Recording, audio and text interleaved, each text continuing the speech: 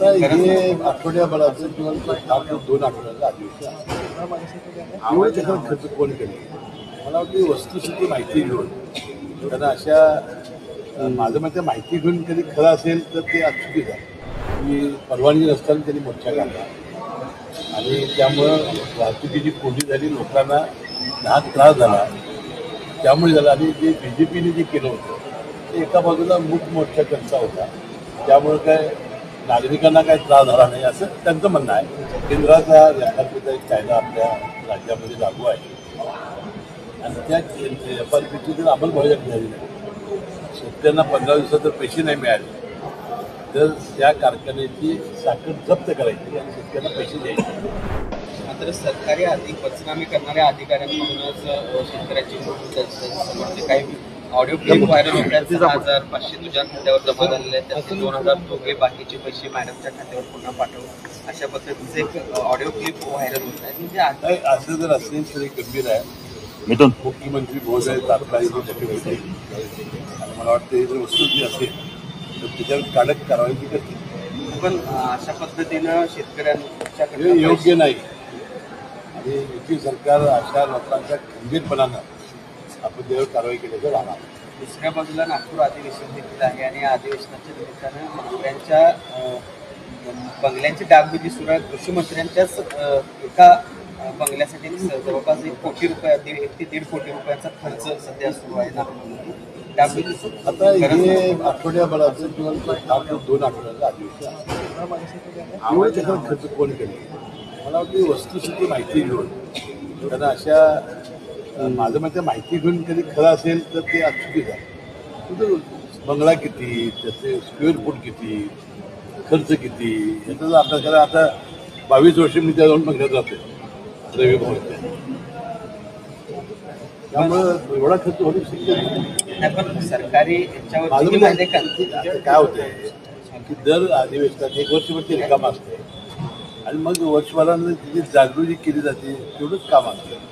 मला वाटतं इतका खर्च नसावा. रुपाली चाकणकर आणि रुपाली पाटील यांच्यामधला वाद काही होताना दिसत नाही कोणत्या प्रकरणावर. आज रुपाली ठोंबरे या आंदोलनाला बसलेले आहेत. आमच्या राष्ट्रीय अध्यक्ष अजितदादा पवार या 2 आमच्या भगिनींचे भांडण भेटले असं मला विश्वास आहे. महाविकास आघाडीनं परवाचा मोर्चा केला, सत्याचा मोर्चा, त्या विरोधात आयोजकांवर गुन्हे दाखल झालेले आहेत. पण महायुतीने जो मोर्चा काढला त्याच्यावर मात्र गुन्हे दाखल झाले. ते काल त्याबद्दलची मी पत्रकार परिषदेमध्ये बघितलं की परवानगी नसताना त्यांनी मोर्चा काढला आणि त्यामुळं वाहतुकीची कोंडी झाली, लोकांना नाहक त्रास झाला, त्यामुळे झाला. आणि जे BJPने जे केलं होतं ते एका बाजूला मूक मोर्चा त्यांचा होता, त्यामुळे काय नागरिकांना काही त्रास झाला नाही असं त्यांचं म्हणणं आहे. वस्तुस्थिती काय मला माहिती नाही. कोल्हापूर जिल्ह्यात आज संदर्भात बैठक आहे, काही सकारात्मक तोडगा निघेल असं वाटते, कारण आपण पाहतो की वाद मोठ्या प्रमाणात वाढताना दिसत आहे. मला काय माहिती नाही, पण मी तुम्हाला याच्यापूर्वी सुद्धा परवा निवेदन केलेलं आहे. केंद्राचा FRPचा एक कायदा आपल्या राज्यामध्ये लागू आहे आणि त्या FRPची जर अंमलबजावणी झाली नाही, शेतकऱ्यांना 15 दिवसात जर पैसे नाही मिळाले तर त्या कारखान्याची साखर जप्त करायची आणि शेतकऱ्यांना पैसे द्यायचे जिल्हाधिकारी असं कायदा आहे. आता दरवर्षी हे होते आणि त्यामुळं पुन्हा पुन्हा वाहनं पेटवणं वगैरे हे माझ्या योग्य नाही. कोल्हापूर जिल्ह्यातले कामगार नेते एक फोन आला तो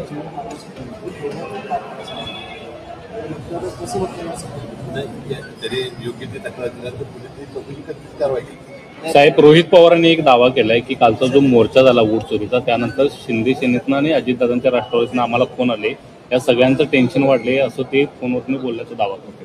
असं अजिबात होणार नाही. माझ्या मते अशा मोर्चानं आमची युतीशी अशा युतीनेच होईल असं नाही आणि याच्यापेक्षाही प्रचंड मोर्चे आम्ही काढले नाही. तुमच्या शेजारी पदवीधरचे इच्छुक उमेदवार आहेत, परवा तुम्ही इच्छुक उमेदवाराचे गणित मांडला, त्याच्यामध्ये सांगितलं की मुख्यमंत्र्यांना आम्ही समजावून सांगू की कशा प्रकारचं आमचं गणित असणार आहे. काय नेमकं गणित आहे जे मुख्यमंत्र्यांना तुम्ही समजावून सांगणार आहात? 7 तारखेनंतर तुम्हाला मी सांगतो गणित काय आमचं. साहेब, फलटण प्रकरणावरचं राजकीय न्याय सुषमा अंधारे एका बाजूला फलटणमध्ये, दुसरीकडे रणजित निंबाळकर अजून देखील त्या विषयावर आक्रमक आहेत. ते देखील आज जाहीर पत्रकार परिषदेमध्ये त्यांनी आवाहन केलंय, माझ्यावर जे कोण आरोप करतायत त्यांनी या पत्रकार परिषदेला या तिथल्या तिथं उत्तर देतो. म्हणजे आता जी घटना दुर्दैवी घटनेची आहे, ज्या भगिनीनं आत्महत्या केली त्याबद्दलचे चौकशीचं SIT मुख्यमंत्री मोदींनी स्थापन केली.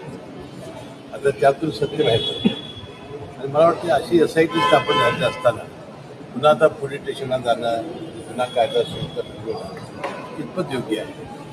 साहेब, मुख्यमंत्र्यांना आम्ही पटवून देऊ की शरद पवार यांचा पराभव कसा व्हायचे हे पटवून देऊ. पण शरद पवार म्हणतात की मला भाजपमध्ये घेताना मुख्यमंत्र्यांनीच शब्द दिला उमेदवारीचा. ठीक आहे ना, ते अजून काही चर्चा ज्यावेळी होईल, अजून 1 वर्षभर निवडणूक आहे, तर मुख्यमंत्री महोदयांना पटवून दिल्यानंतर मुख्यमंत्री महोदय आम्हाला वाटतं आमच्या शब्दावर विश्वास ठेवतील. फलटण डॉक्टर प्रकरणी आज राज्यातले डॉक्टर्स खरं संपावर गेलेले आहेत. विस्कळीत सेवा होण्याची शक्यता आहे. मी कालही मार्चच्या त्या डॉक्टर्सना त्यांच्या विनयला चर्चा केली. मी दूरध्वनीवर झाले, त्यांना मी मिळालं की आता SIT स्थापन झालेली आहे, आपण हा संप करू नका. यामुळे विनाकारण जे रुग्ण आहेत त्यांचे फार हाल होतात. ते म्हणाले की आमची डॉक्टर गेल्यामुळे आम्हाला पण करावं लागेल आणि मी त्यांना पुन्हा आज विनंती करेन. मला वाटते 1-2 दिवस एक आपल्या भगिनीला दिलासा देण्यासाठी त्याच्या नातेवाईकाला ते करत असतील आणि ती कामावर रुजू होतील. राज्यातल्या सगळ्या शाळांमध्ये आता वंदे मातरम माहिती वाचणं बंधनकारक करण्यात आले, राज्य सरकारनं आदेश काढला. अजून काही मी माहिती घेतलेली नाही. साहेब, छत्रपती संभाजीनगरमधल्या एका शाळेमध्ये प्रकार घडला आहे की मतिमंद मुलांच्या ही निवासी शाळा होती आणि त्या ठिकाणी त्यांना बेदम मारहाण केली जायचा असा व्हिडिओ आता सोशल मीडियावरती व्हायरल होतोय. कसं पाहता या प्रकाराकडे? ते योग्य नाही, परंतु काय झालं की मी काही माहिती घेतलेली नाही. तसं असेल तर आपण त्याच्यावर लगेच शासन कारवाई करावी.